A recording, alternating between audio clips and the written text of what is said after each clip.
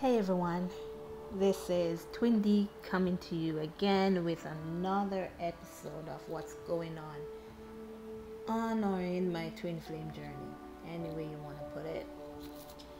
But anyways, it's about my twin flame journey, and I created this channel to see how much I could help people who are going through the same thing, and just to give ideas as to the stages that I've gone through, and you could probably compare them to your situation, and if there's anything familiar or anything that compares to your journey, then maybe you could learn from what I've been through, what I've done, and what I've gone through, and see if you could make your journey a bit easier for you, as this is what I created this channel for, to see if I could help people, other twin flames, in creating or making their twin flame journey easier and less challenging and painful.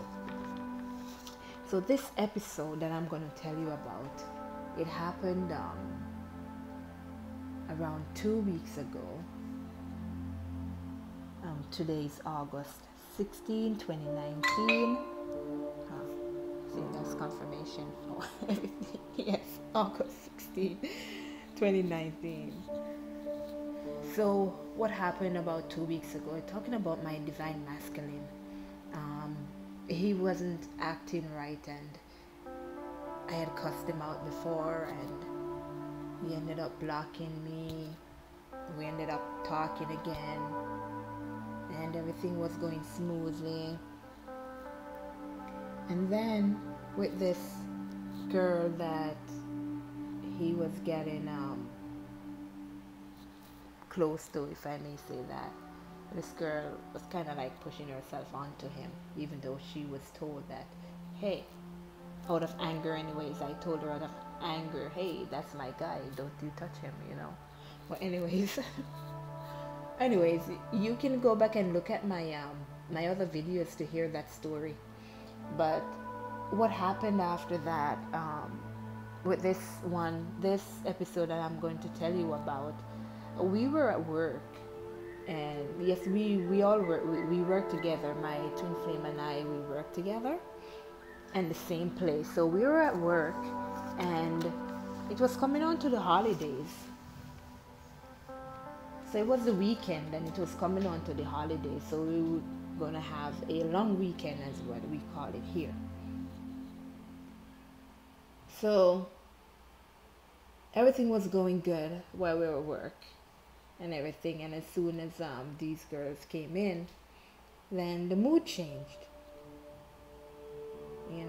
It all went back to him, like feeling all giddy, like, hey, someone interested in me is here.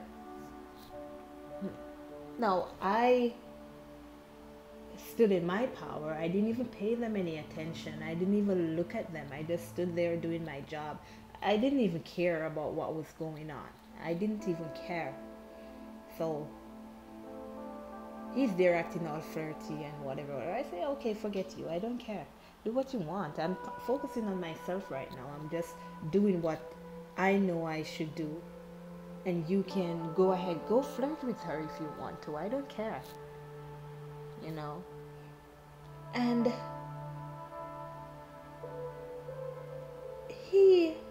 I don't know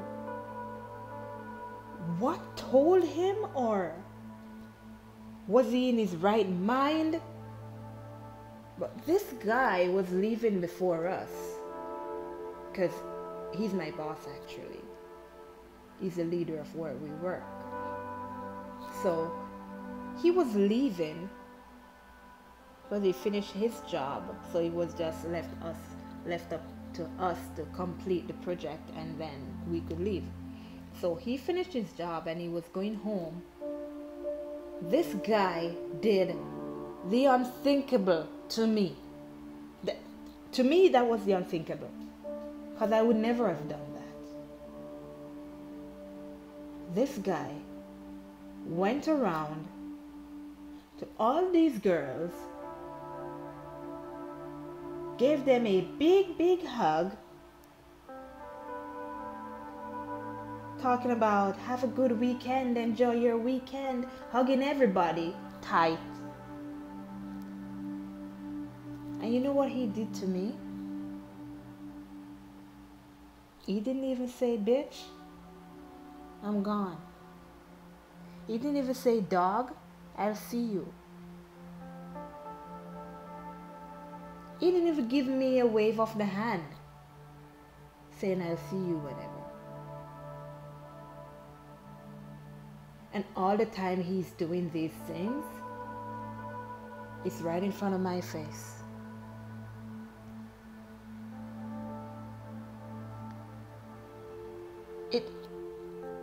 I didn't feel bad within myself when he did that, because I was trying to ignore everything that had happened. But then it started to run through my mind. Why would you do something like that? You intentionally hurt my feelings just now. You know what you were doing. You knew if you went around hugging those girls and you didn't hug me, I would feel some type of way inside. Anybody would feel some type of way inside. Confirmation, thank you very much. Anybody would feel some kind of way inside. And why do you think it was right for you to do that? Couldn't you just have said bye to everybody and you go about your business?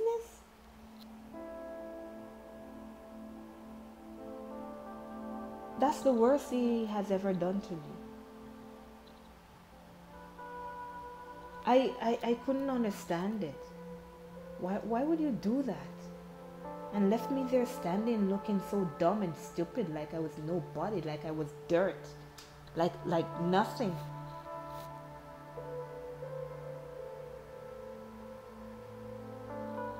So anyways, I completed what I was doing, and because I felt so bad inside, I left before everybody else. Just told everybody bye. My friend asked me, are you okay? I said, I don't know. I don't think I'm okay. I'm going home. So on my way home, I was actually crying. And people, let me tell you, I take the bus home, okay? I have to take, say, 3 buses home. And I cried all the way home. I didn't cry for people to see, right? You know, I held back the tears. My heart was bursting. My heart was crying. My face was crying. I just couldn't let the tears fall because I didn't want people to see me crying on the street. I held back all those tears until I got home. When I got home and I dropped my bags and everything, I just sat down on my couch and I just let it rip. I just let the waters flow. I couldn't handle it. I couldn't take it. That was too much. That was too much. I cried, people. I cried. I couldn't take it. I cried. I made sure I ate, because the last time I cried like this over this guy, I ended up losing a lot of weight.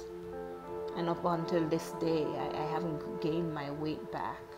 And that was like from February of 2019, and now it's August. That's when I was just putting things together in February about what's happening and what this connection was called and everything, and I didn't understand what was going on. So I decided that this time I'm not going to lose any more weight. I'll cry and get over my pain, but I can't not eat and lose weight. So I made sure I got something to eat. I didn't even watch my TV series that I normally watch. I cried until the night. I went to my bed and I cried some more. I really cried. I cried myself to sleep. I woke up in the middle of the night and I was still crying. I went back to sleep crying, and I woke up the Saturday morning crying. That's how much I was hurt inside. That's how much I felt disrespected. That's how much I felt like I was nothing.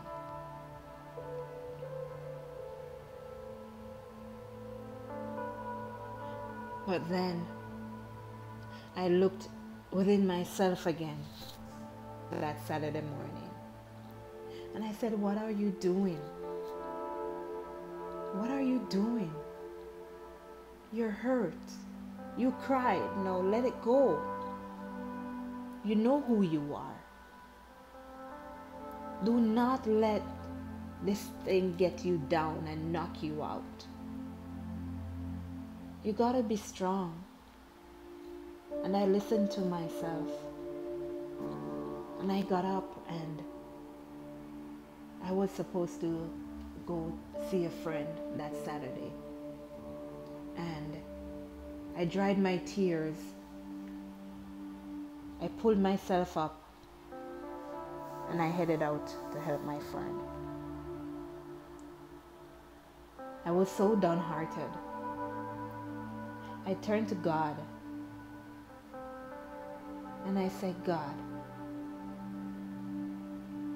this was after getting off a bus and I had to go get a ticket. So on my way to get the ticket, I said, God, I don't know what's going on, but that was too much. That was definitely too much. And I don't think I can handle this journey. If it's gonna be this painful, I don't want it. I don't want to be in it. I can't handle it.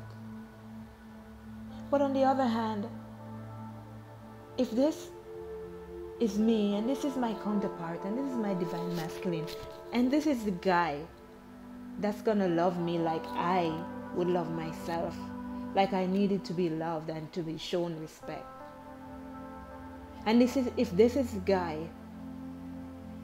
that is gonna do your work along with me side by side, give me a sign. I said, God, please, give me a sign. And I said, God, show me a fish. If this is the guy that you said I should be with and I'm going to be with, show me a fish. And I said, God, I don't want to see the word fish. I want to see a live fish in an aquarium or a fish swimming somewhere. But I don't want to see the word fish because words are all over the place. It's very easy. So I kind of like make it very hard for God, which nothing is impossible for him. So that's how I know that if this happened, it's coming from God and it's true, because nothing is impossible for God. Nothing is impossible. Nothing. So on my way to buy this ticket, I tried to forget about what happened. So I got my ticket and I was heading back up. And just before I went to the last set of stairs to walk through that door to exit the station. They have this flashing billboard. And as I was walking up those last set of stairs, you could believe what I saw. A fish. Actually, it was more than one fish. More than one fish swimming on that billboard, the live billboard. So it's like a picture of fishes swimming. I was amazed. He has amazed me so many times, but I was really amazed that time. I stood there in amazement with my jaw dropped and my mouth open. as if I've never seen miracle before, because he has been working so many miracles for me and he has shown me so many things before. But each time I see these miracles, it's unbelievable. So I had to go and I couldn't wait anymore. And then another one came on with a turn of swimming. So I said, okay, that's enough. I'll go. I'll stay. I'll stay on this journey. I'll keep strong. I'll make sure that I do what I have to do. I'll make sure I pray. I'll make sure I do everything that I have to do for myself to get back on track and on this journey.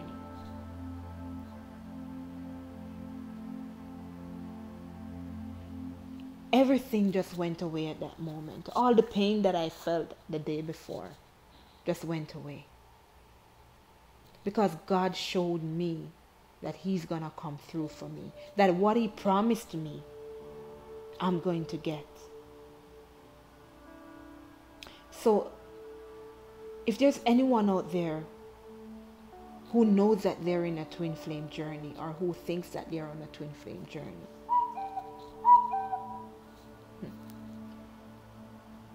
trust in God. Pray to God. Ask him. Ask him to show you signs so you can determine if this person is your twin flame. Ask him. Ask him to show you if you should give up, stay on, whatever you want to ask him for. But ask him. He has the answers because he put us in this situation.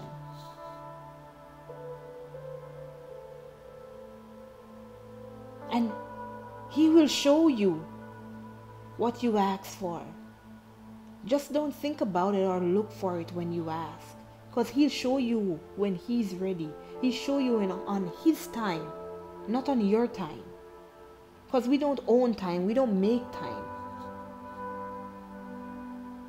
Nothing is guaranteed to us except what the Lord has promised. And he's not a man so that he should stand by his words. That's from a song. I don't remember who sings it. But he will show you to make his child happy, to keep you happy, and to show you that you should have faith and be strong. I have been strong ever since that day. And things have gotten better. Over the weekend, I tried not to think about my masculine. I just started, because I just moved to where I am now, I just started to clean my place up and get some decorations and stuff. Just trying to think on myself and focus on myself and what I'm doing for me. And I said, forget him. I'll concentrate on myself and let God do his thing. On Monday when I went to work and I saw this guy, he looked like somebody knocked his ass out. He looked like he just got up on two wrong sides of the bed.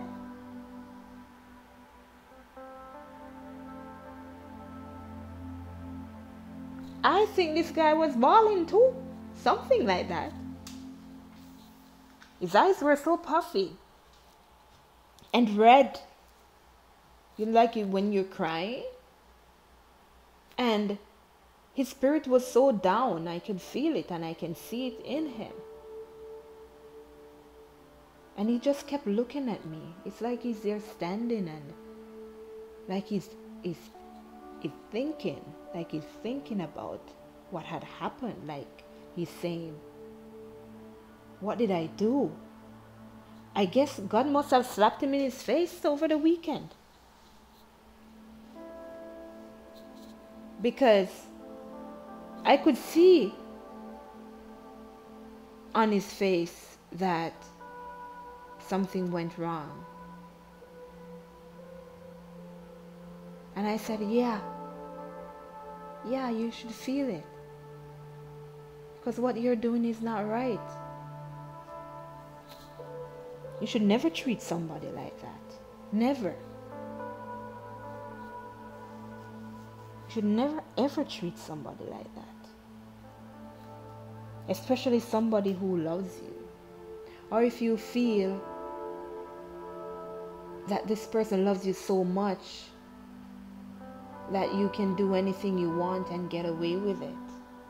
So you disrespect them, you step on them like some dirty piece of cloth you would throw away or something. Making yourself feel high and big. Hey, this girl likes me. But look what I'm going to do to her. Look how badly I'm going to treat her, and she'll still be there. Be careful. Don't you ever treat somebody bad to make yourself feel good, because you're going to feel it. And this goes for both the masculine and feminine, both men and women. Don't you ever treat somebody badly to make yourself feel good.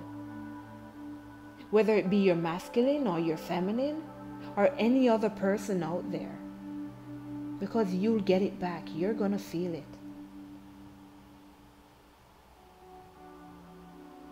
Please, if you haven't learned anything from this video, please learn this. God is the master. God's the creator. God put us in this journey. Ask him for what you need. Pray to him for what you need. And if you have faith as big as a mustard seed, you can move mountains. You can say to the mountain, move, and it will move. So when you pray, have faith that what you prayed for is going to come. And you shall receive it. Stay strong. Because God is there for you and God's going to help you. You just have to ask him for it. I'll have more episodes. Stay tuned, please. And you can check out my podcast.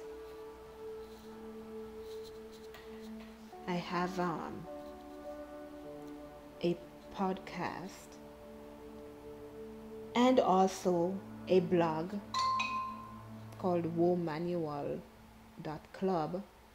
It's womanual.club. You can check out my post on there, and also my podcast on anchor.fm. You can get it on the Play Store, and you can find my podcast as womanual, WOMANUAL. Just tell me what you think about this video, guys, and leave some comments and let me know how you're feeling about your journey and what's going on in your journey. Let me know if any of you guys have ever experienced anything like what I've experienced, and what you did about it, and what you did to make yourself feel better, and what happened after. Thank you guys very much for listening, and I'll be back. Bye.